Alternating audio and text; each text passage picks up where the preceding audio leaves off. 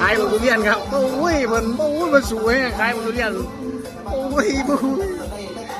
เต้นแล้วเนี่ยก็ขายทุเรียนเลย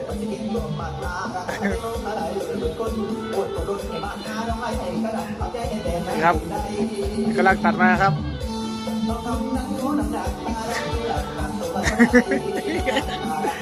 ของแท้ครับ2 มื้อ 2 คืนมานอน2 มื้อ 2 คืนมานอนโอ้ขายทุเรียนเต้นท่าเลยโอ้ยมันจะได้เงินมันจะได้เงินโอ้ย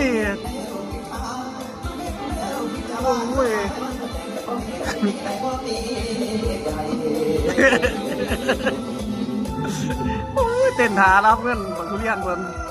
โอ้ยเอาเห็ดพอเห็ดเอาเห็ดพอเห็ดเ